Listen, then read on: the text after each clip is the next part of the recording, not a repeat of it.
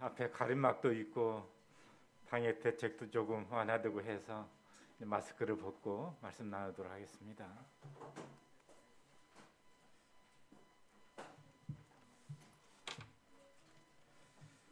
지난주에 이어서 느헤미야서 2장을 함께 찾겠습니다.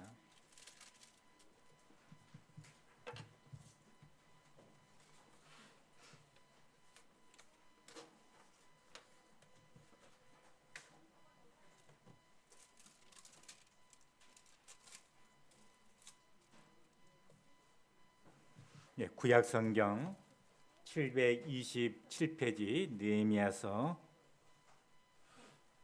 2장 1절로 제가 읽겠습니다. 돋보기 안경을 안 가져와서 혹시 지명이나 사람 이름에 있어가지고 살짝 틀리더라도 그렇구나 하고 넘어가 주시면 좋겠습니다. 아닥사스다 왕 제20년 니산 올해 왕 앞에 포도주가 있기로 내가 그 포도주를 왕에게 드렸는데 이전에는 내가 왕 앞에서 수심이 없었더니 왕이 내게 이르시되 내가 병이 없거늘 어찌하여 얼굴에 수심이 있느냐 이는 필연 내 마음에 근심이 있으리로다 하더라. 그때 내가 크게 두려워하여 왕께 대답하되 왕은 만세수를 하옵소서. 내 조상들의 묘실이 있는 성읍이 이제까지 황폐하고 성문이 불타싸우니 내가 어찌 얼굴에 수심이 없사오리이까 하니 왕이 내게 이르시되 그러면 내가 무엇을 원하느냐 하시기로 내가 곧 하늘의 하나님께 묵도하고 왕에게 아뢰되 만일 왕이 좋게 여기시고 종이 왕의 목전에서 은혜를 얻어 싸우면 나를 유다 땅 나의 조상들의 묘실이 있는 성읍에 보내어 그 성을 건축하게 하옵소서 하였는데 그때 왕후도 왕 곁에 앉아 있었더라. 왕이 내게 이르시되 내가 몇 날에 다녀올 길이며 어느 때에 돌아오겠느냐 하고 왕이 나를 보내기를 좋게 여기시기로 내가 기한을 정하고 내가 또 왕에게 아뢰되 왕이 만일 좋게 여기시거든 강서쪽 총독들에게 내리는 조서를 내게 주사 그들이 나를 용납하여 유다에 들어가기까지 통과하게 하시고 또 왕의 산림 감독 아삽에게 조서를 내리사 그가 성전에 속한 영문의 문과 성곽과 내가 들어갈 집을 위하여 들보로 쓸 제목을 내게 주게 하옵소서 하매 내 하나님의 선한 손이 나를 도우심으로 왕이 허락하고 군대 장관과 마병을 보내어 나와 함께 하게 하시기로 내가 강서쪽에 있는 총독들에게 이르러 왕의 조서를 전하였더니 호론 사람 산발락과 종이었던 암몬 사람 도비아가 이스라엘 조선을 황하게 하려는 사람이 왔다 함을 듣고 심히 근심하더라. 내가 예루살렘에 이르러 머무는 지 사흘 만에 내 하나님께 예루살렘을 위해 무엇을 할 것인지 내 마음에 주신 것을 내가 아무에게도 말하지 아니하고 밤에 일어나 몇몇 사람과 함께 나갈새 내가 탄 짐승 외에는 다른 짐승이 없더라. 그 밤에 골짜기 문으로 나가서 용정으로 분문에 이르는 동안에 보니 예루살렘 성벽이 다 무너졌고 성문은 불탔더라. 앞으로 나아가 샘문과 왕의 못에 이르러서는 탄 짐승이 지나갈 곳이 없는지라. 그 밤에 시내를 따라 올라가서 성벽을 살펴본 후에 돌아서 골짜기 문으로 들어와 돌아왔으나 방백들은 내가 어디 갔었으며 무엇을 하였는지 알지 못하였고 나도 그 일을 유다 사람들에게나 제사장들에게나 귀족들에게나 방백들에게나 그 외에 일하는 자들에게 알리지 아니하다가 후에 그들에게 이르기를 우리가 당한 공경을 너희도 보고 있는 바라. 예루살렘이 황폐하고 성문이 불탔으니 자 예루살렘 성을 건축하여 다시 수치를 당하지 말자 하고 또 그들에게 하나님의 선한 손이 나를 도우신 일과 왕이 내게 이런 말씀을 전하였더니 그들의 말이 일어나 건축하자 하고 모두 힘을 내어 이 선한 일을 하려 하며 호론 사람 산발락과 종이었던 암몬 사람 도비아와 아라비아 사람 게셈이 이 말을 듣고 우리를 업신여기고 우리를 비웃어 이르되 너희가 하는 일이 무엇이냐 너희가 왕을 배반하고자 하느냐 하기로 내가 그들에게 대답하여 이르되 하늘의 하나님이 우리를 형통하게 하시리니 그들의 종들인 우리가 일어나 건축하려니와 오직 너에게는 예루살렘에서 아무 기업도 없고 권리도 없고 기억되는 바도 없다 하였느니라. 예, 다소 긴 문장을 함께 읽었습니다.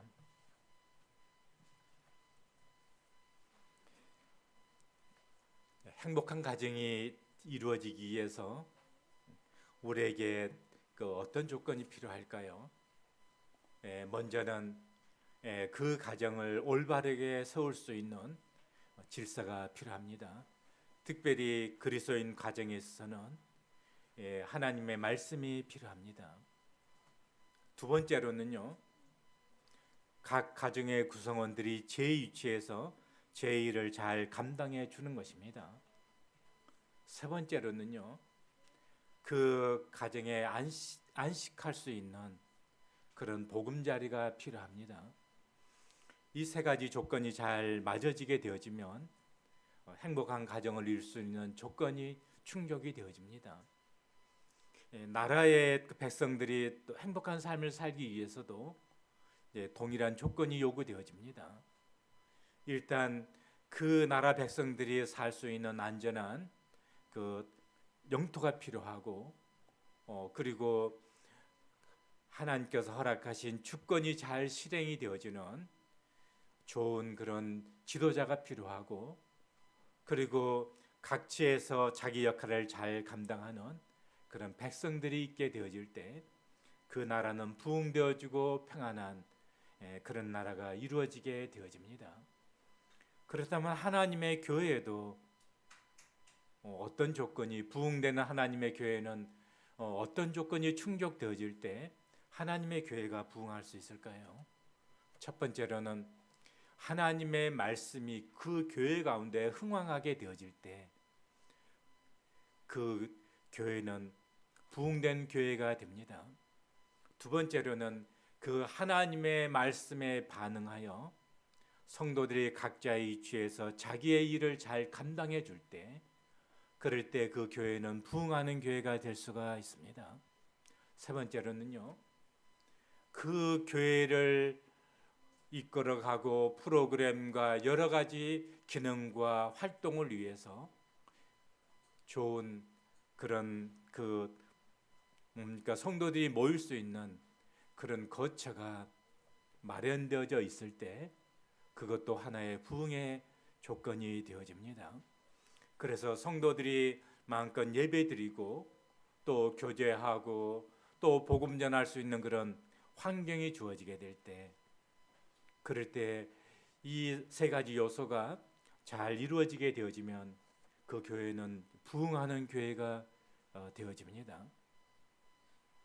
우리가 에스라, 그 다음에 느헤미야, 에스더를 저희들이 거의 동시대, 물론 몇십 년의 차이가 있지만 거의 그 동시대의 그 시대적 배경을 가지고 있습니다.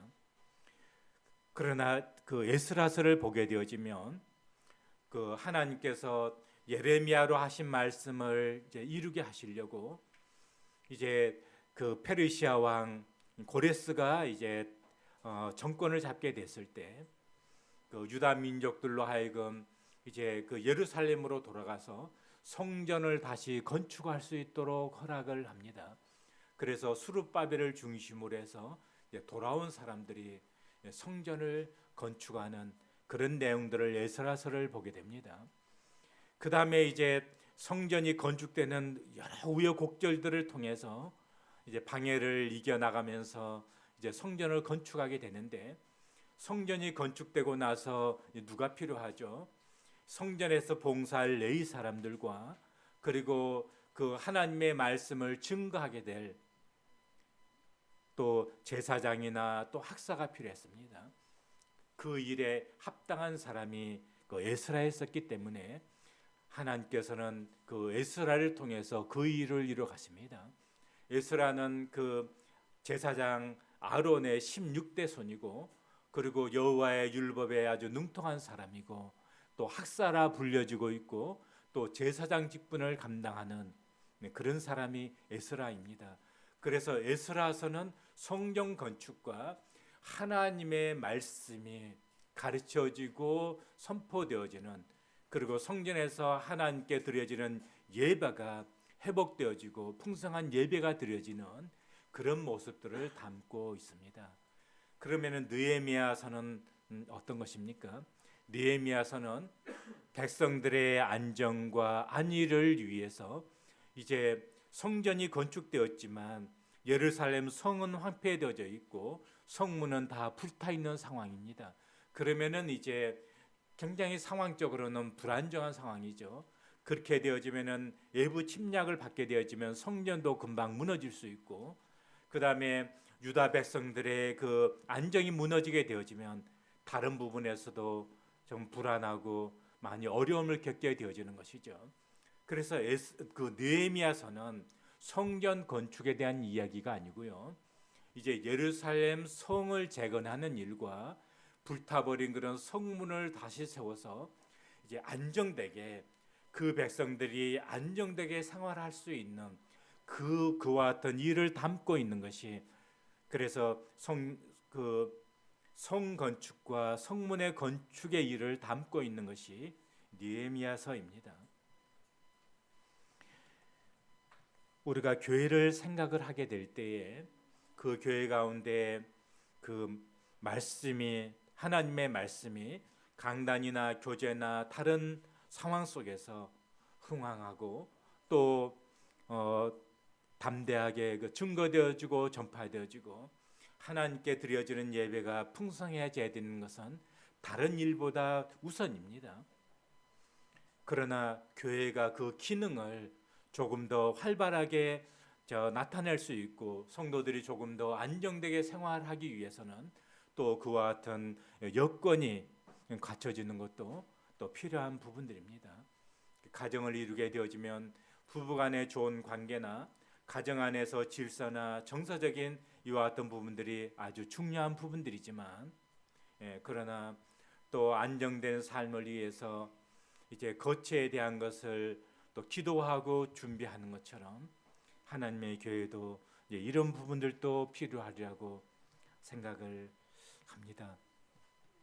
느헤미야서를 나누게 되어지면서 개인적으로는 제 마음 가운데 참 예배당에 대한 마음의 깊은 부담이 있습니다.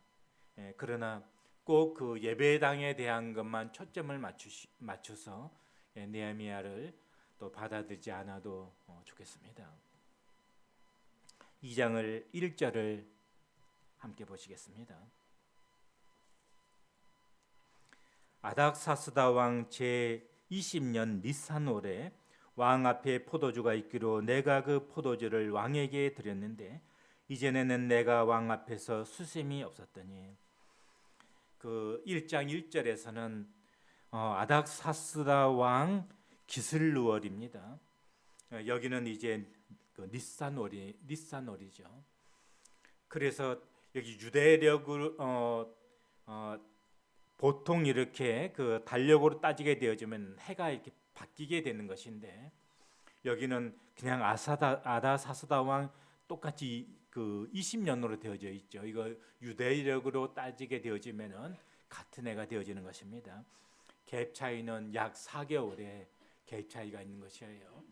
그러면 이제 1장 1절과 2장 1절이 시작되는 이 차이가 약 4개월의 차이인데, 이때 이 유다와 예루살렘에 대한 소식을 듣고서 느헤미야는 마음이 아파서 울고 금식하면서 하나님께 기도했죠.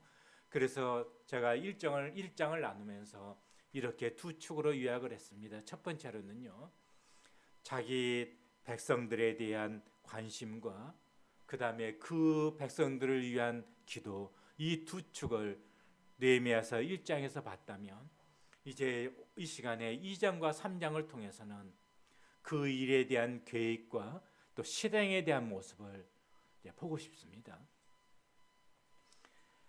지금 느헤미야서 1장에서 느헤미야가 기도합니다. 우리는요, 어떤 상황과 어떤 그 소식을 듣게 될 때 그 순간에는 우리의 마음이 동하고 안타깝기도 하고 그래서 참 일순간 관심을 갖기도 하고 기도하기도 합니다. 그런데 많은 경우에 우리는 그때 반짝 마음 아파하고 기도했던 것으로 그냥 끝내버릴 수가 있어요. 그런데 지금 느헤미야는 4개월 동안 그 문제를 지금 마음에 품고 있습니다. 그리고 그 문제 때문에 계속해서 느헤미야의 마음속에 걱정과 수심을 담고 있는 거예요. 그런데 지금 느헤미야 2장 1절에서 지금 이렇게 전개되고 있는 이것은 느헤미야 1장 11절 마지막 부분에 느헤미야가 기도 가운데서 오늘 종이 형통하여 이 사람 앞에서 은혜를 입게 하옵소서. 이것은 무엇이죠? 느헤미야는 지금 그 다스리고 있는 아다사스다 왕을 통해서 도움을 입게 되기를 지금 하나님께 지금 구하고 있는 이런 모습을 보게 되어집니다. 그래서 느헤미야가 나는 그냥 왕궁에 있으니까 뭐 그 일은 나하고 무슨 상관이 있겠어. 지금 이미 수르바벨과 그 다음에 또 에스라를 통해서 먼저 기환한 유다 백성들이 있잖아요. 그리고 그 사람들이 있잖아요. 그러니까 그 일은 그냥 그 사람들이 알아서 하면 되는 것이지. 나는 지금 여기 그 페르시아 왕궁에 있는데 내가 마음은 있어도 그 일을 내가 어찌할 수 있는 일도 아니고, 그러니까 그냥 그 일은 이미 귀환한 수르바벨이나 에스라나 그와 같은 사람들이 하면 되는 거야. 나는 그냥 기도하는 것으로 내 기도했으니까. 그리고 그냥 이 일에 대해서 자기 책임에 대해서 그냥 자유할 수도 있을 겁니다. 그러나 느헤미야의 기도는 지금 그런 것이 아닙니다. 자기 백성과 또 그 형편에 대해서 내가 할 수 있는 일은 무엇인가 라고 하는 것을 마음에 담고 있는 기도입니다. 그런데 느헤미야는 지금 어디에 있죠? 페르시아 왕궁에 있습니다. 만약 왕이 이 일에 하나님의 은혜를 통해서 내가 도움을 입을 수 있다면 그 일에 내가 어떤 역할을 감당할 수 있지 않겠는가 라고 하는 지금 마음으로 지금 기도하고 있는 거예요. 느헤미야서 1장 11절이 그렇습니다. 그런데 지금 2장 1절은요. 지금 그 일이 그 느헤미야의 기도가 지금 응답되는 것이 지금 느헤미야 2장 1절로 지금 시작이 되고 있는 거예요. 4개월 동안 계속적으로 느헤미야는 한때 그냥 마음 움직여서 그냥 기도하고 끝냈던 것이 아니고 계속적으로 그 일을 마음에 품고 있습니다. 그 일을 마음에 품고 있다 보니까 그 일이 근심이 되어지는 것이죠. 그래서 지금 왕 앞에서 지금 술관원이 근심을 보이게 되어지면은요, 그 왕에 대한 대단한 불충입니다. 그래서 이 시대에요, 그 왕 앞에서 그 왕의 고관들이 근심을 보이게 되면 굉장히 위험한 상황이 되어집니다. 왜냐하면은요, 그 예리하게 살피는 조사관들이 있어서요, 그 고관들의 태도나 행실이나 오늘날도 그런 거 있잖아요. 뭐 보안대나 군대 같은 일이 있어서 저 장성들의 동향이나 뭐 말이나 이런 거 다 모니터링을 합니다. 당시에도 그렇습니다. 그래서 그 얼굴에 평소와 다른 어떤 모습이 나타나게 되면은 의심을 사게 됩니다. 그러면은 왕의 의심을 받게 되어지면은요, 죽음을 당할 수도 있습니다. 그리고 왕 앞에 근심을 나타내는 것 자체가 불충입니다. 느헤미야가 왕 앞에 이와 같은 나타내고자 했던 것이 아니지만 느헤미야의 마음에 있는 것들이 이제 왕 앞에 이렇게 드러나게 되어졌어요. 이것이 느헤미야 개인적으로는 대단히 위험스러운 상황입니다. 마치 에스더가 왕이 허락하지 않았는데 왕 앞에 나가는 것은 죽음을 각오하는 것처럼 지금 그런 위험한 상황이 되어지는 것이죠. 그런데 이제 오히려 이와 같은 상황을 통해서 하나님께 하나님의 왕의 마음을 움직이시고 이와 같은 상황을 통해서 하나님이 일하시는 것을 보게 됩니다. 느헤미야가 두려워했었죠. 2절에. 그리고 이제 왜 그런 마음이 있는지에 대해서 왕 앞에 아뢰일 수 있는 기회를 얻습니다. 보통 때 같으면 이와 같은 상황은 느헤미야가 사느냐 죽느냐 하는 그런 문제가 되어지는 것이지만, 그런데 하나님께서 하나님의 뜻을 이루고자 하시면 오히려 이와 같은 위험이 기회가 되어져서 왕 앞에 느헤미야의 마음에 있는 그것을 아뢰일 수 있는 그런 기회가 됩니다. 하나님의 하시는 일은요, 우리 편에서 보게 될 때는 정말 그것이 위험스럽고 오히려 참 이해되지 않는 그런 상황이 되어질 수 있지만, 하나님이 하시고자 하면 그 위기를 도리어 기회로 만드셔서 하나님은 그 뜻을 이루어 가실 수 있는 분이시기도 합니다. 그래서 이제 느헤미야가 이제 하나님 앞에 그 왕 앞에 마음에 있는 것을 지금 이제 아뢰 수 있는 기회를 얻게 됩니다. 그래서 4절에 이렇게 4절 이제 5절 이렇게 보시게 되어지면 4절 보시면은 내가 무엇을 원하느냐. 그랬을 때 5절, 6절, 7절, 8절이 쭉 보시게 되면은요. 내가 무엇을 원하느냐 이랬을 때요. 느헤미야가 정말 마음에 깊이 4개월 이상 담고 있었던 그 문제에 대해서 느헤미야는 왕이 이렇게 물었을 때 즉각 느헤미야는 그 일에 대해서 왕 앞에 말할 수가 있었어요. 이것은 우리에게 무엇을 시사해 주고 있죠? 하나님께서 기도를 응답해 주시면 그 기도에 어떻게 참 그 마음의 원함을 이루기 위해서 무엇이 필요하고 이런 것을 느헤미야는 이미 마음 가운데 계획하고 구체적으로 마음 가운데 그 일을 실행하는 일에 대해서 구체적으로 마음 가운데 담고 있었던 것을 보게 되어져요. 그래서 무엇을 원하느냐 했을 때요.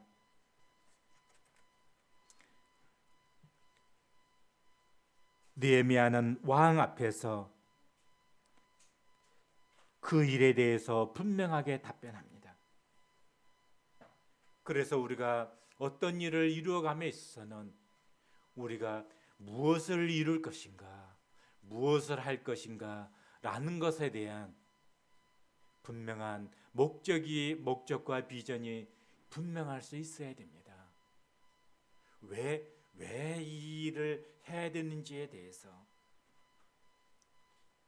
그 다음에 보게 되어지면요, 이제 왕이 그러면은 내가 맨날에 다녀오며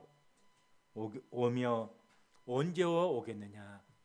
다른 말로 하면은요, 이것은 그래 그러면은 그 성을 건축하고 내가 말한 그 일을 이루기 위해서는 기한이 얼마나 걸리겠느냐 하는 거예요. 그래서 기한을 정했거든요. 그러면 이 모습을 통해서요, 느헤미야의 마음 가운데는 이 일을 이루려면은 얼마간의 시간이 소요되겠구나 하는 것을 느헤미야의 마음 가운데 이미 그런 생각을 했었다고 하는 거예요. 그 다음에 보시게 되어지면은요, 그 일을 이루기 위해서 이제 그 조서를 부탁하고 그리고 필요한 그런 재물들에 대해서 왕께 구하는 것을 보게 되어집니다. 그 일을 이루어감에 있어서 어떤 문제가 발생할 수 있고 어떤 것이 필요하고 하는 것을 느헤미야는 생각을 하고 있었다고 하는 거예요. 그래서 느헤미야는 다른 말로 하면은 계획을 가지고 있었다. 우리가 기도할 때요, 아무런 계획 없이 그냥 막연하게 기도만 할 수 있습니다. 두 번째로는요, 아무런 기도 없이 그냥 계획만 가질 수가 있어요. 그러면 아무런 구체적인 어떤 계획 없이 막연하게 기도한다. 근데 우리의 기도는요, 구체적이고 또 목적이 분명하고, 그럴 때 그 기도에 대한 응답도 분명하고요. 하나님께서 내가 내게 무엇을 해주기를 원하느냐, 그러면은 내가 뭘 원하는지에 대한 것이 막연하고 불분명하면은요, 우리의 기도에 뭔가 지금 우리의 기도를 지금 생각해 볼 부분이 있는 것이에요. 그리고 우리의 기도의 목적이 분명하고 또 그 일을 이루어감에 있어서 구체적인 어떤 그 계획들을 마음에 품고 기도할 필요가 있습니다. 그런데 우리가 기도 없이 계획하고 그렇게 되어지면요, 하나님의 뜻과는 상관이 없는 사람의 야망을 이루게 되어지는 것이거나 또 어떤 사람의 뜻을 이루는 그런 부분으로 나아갈 수가 있습니다. 그래서 우리는 기도에 있어서 이 두 축이 같이 필요하다.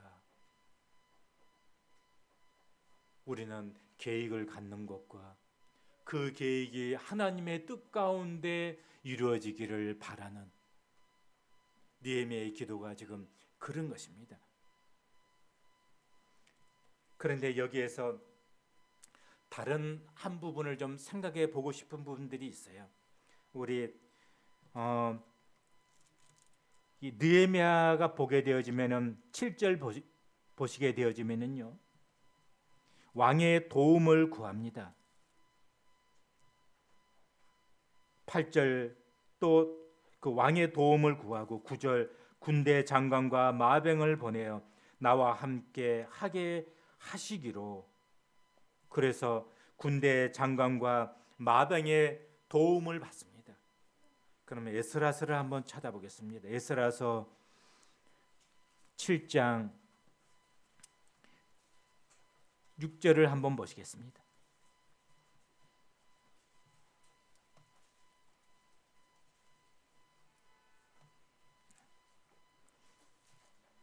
에스라서는 느헤미야 바로 앞에 있습니다. 719페이지에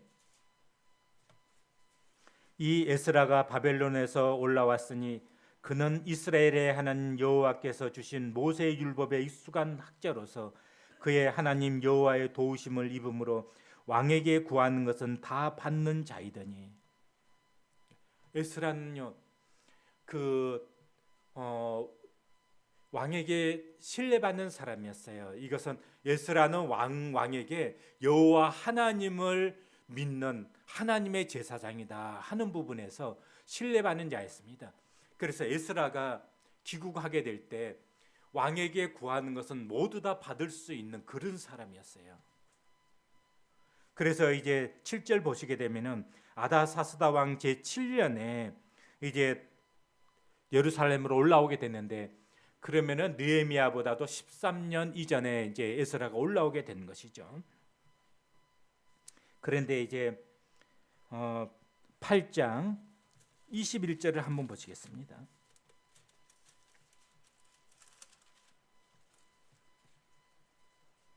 이제 올라오는 장면입니다.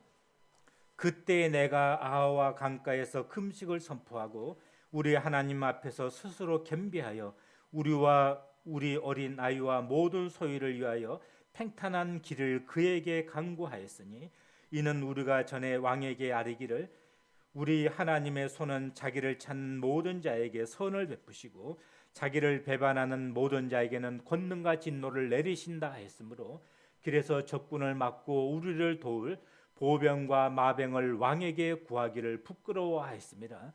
그러므로 우리가 이 일을 위하여 금식하며 우리 하나님께 간구하였더니 그의 응답하심을 입었느니라.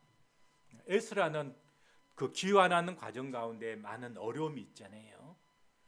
그런데 그 어려움을 보호받기 위해서 왕의 군대의 도움을 입는 것을 부끄러워했어요. 근데 느헤미야는 어떻게 했습니까? 왕의 군대의 도움을 입어서 돌아오게 됩니다. 서로 그 다르잖아요. 그럼 우리 성도님께 물어보겠습니다. 에스라가 잘한 것입니까? 느헤미야가 잘한 것입니까? 성경은 누가 잘했다고 말하고 있지 않습니다. 성경은 똑같이 하나님의 선하신 도움을 입어서 그렇게 되었다고 말하고 있습니다. 그건 모순되는 건데 똑같이 하나님은 그런 식으로 돕느냐고요? 네, 그래요. 어떤 일을 이루어감에 있어서요, 에스라의 상황이 다르고 느헤미야의 상황이 다릅니다. 에스라는 정말 에스라답다라는 생각을 하는 거예요. 왜냐하면요, 에스라는 하나님의 제사장이고 하나님의 말씀을 가르치는 학사였었잖아요. 그렇기 때문에 아다사스당 왕 앞에서 에스라는요, 지금 하늘의 하나님, 천지의 주제이신 그 하나님을 대리하는 지금 그런 제사장인 거예요. 그렇기 때문에 왕의 도움을 입어서 돌아오는 모습보다는 지금 이 모습이 하나님의 뜻을 세우는 그런 모습인 거예요. 그러니까 에스라의 상황이 다른 거예요. 그런데 느헤미야의 상황은요, 지금 총독으로 오는 것입니다. 나중에 느헤미야에서 나중에 보세요. 느헤미야는 지금 총독으로 오는 거예요. 유다 지역에. 그리고 지금 그 성을 재건하고 이런 일에 있어서 지금 느헤미야의 상황과 에스라의 상황은 또 조금 다릅니다. 우리가 어떤 일을 함에 있어서 그가 지금 그 처한 상황과 또 그가 맡은 위치와 그런 상황에 따라서 다른 분배를 할 수 있습니다. 다른 분배를 했다고 해서 이것이 OX의 문제는 아닙니다. 주님 안에서 어떤 일을 하게 될 때 OX의 시각에서 바라보게 되어지면 우리는 합력하여서 동력하는 것에 어려움을 겪을 수가 있습니다. 여기 에스라가 능인 느헤미야에 대해서 나는 느헤미야와 같은 사람하고는 함께 동력하기 어려워. 왜냐하면 나는 참 창피해. 왕의 도움을 입어서 세상 권력의 도움을 입어가지고 그렇게 일하는 방식에 대해 난 동의할 수 없어. 하나님을 믿는 사람인데. 아니에요.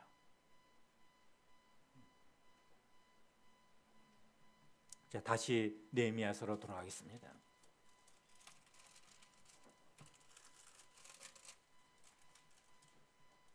2장 보시겠습니다. 이제 느헤미야가 예루살렘으로 돌아왔습니다. 그래서 돌아온 다음에 실제로 그 상황 파악을 위해서 몰래 밤중에 시차를 나갑니다.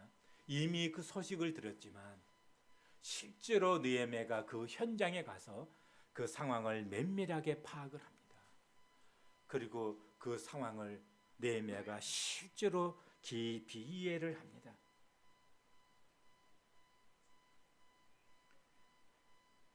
그래서 어떤 일을 이루어감에 있어서는요, 정말 그 문제에 대한 현실을 잘 직시할 수 있어야 됩니다. 문제가 뭔지에 대해서. 우리 성도님들이 혹시 묵동교회 정말 부흥에 있어서 문제가 뭔가 하고 관심을 가지고 기도해 본 적이 있습니까? 그러면은 그 문제에 대해서 진짜 그 문제가 어떤 문제인가라고 한 단계 더 들어가서 그 상황 속에 들어가 보는 것입니다. 객관적으로 듣는 것하고 내가 그 상황 속에서 직접 들어가서 경험해 본 거하고는 달라요. 지금 느헤미야는 들었어요. 페르시아 지금 이그 왕궁에서.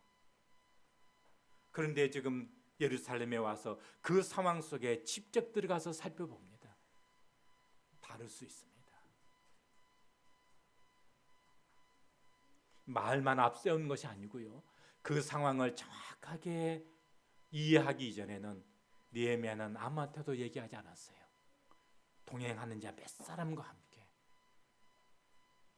그 문제에 대해서 깊이 이해를 갖습니다. 그리고 나서 이제 이야기를 합니다.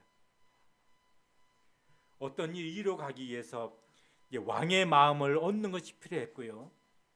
두 번째로는요, 그 일을 이루어갈 수 있는 유다 백성들의 마음이 하나 되는 것이 필요했던 거예요.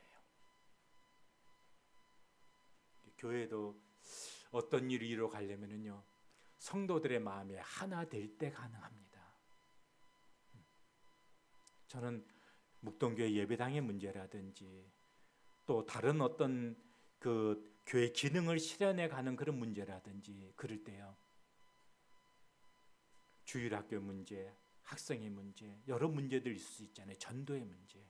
그럴 때 거기에 합력하는 성도들의 마음이 하나 될 때, 그럴 때 한 마음으로 그 일을 이루어갈 수 있습니다. 여기 2장을 보시겠습니다. 어떻게 하나됨을 이루어가게 되죠? 정확한 상황 파악을 통해서 그 문제를 함께 공유합니다. 그게 19절이죠. 11절부터 16절이죠. 그 다음에 그 함께 해야 될 그 백성들에게 우리가 처한 현실을 직시하도록 도와줍니다. 지금 우리의 문제가 이런 문제이지 않냐? 우리가 이대로 있어야 되겠냐? 그래서 문제를 제대로 지금 직시하도록 도와줍니다. 그 다음에 세 번째로요, 18절 보시게 되면 그걸로 끝나는 것이 아니고 하나님의 손이 우리를 이렇게 돕고 있다. 하나님의 손이 우리를 이렇게 돕고 있다. 그러니까 백성들이 그렇다면은 우리가 함께 일어나서 건축하자. 마음이 딱 하나가 되는 거예요. 그런데 마음이 하나가 됐지만 그렇다고 해서 하나님의 뜻이라고 해서 어려움이 없는 것은 아니에요. 장애물이 발생을 합니다. 산말락과 도비야. 나중에 보게 되면은 이건 이제 외부적인 장애물이지만 내부적인 많은 장애물들이 발생이 됩니다. 하나님의 뜻이고 하나님의 도우시는 손길이 있다고 해서 장애물이 없는 것은 아니에요. 다만 하나님의 뜻이면은요, 하나님께서 그 일을 이루어 가시도록 도우실 거예요.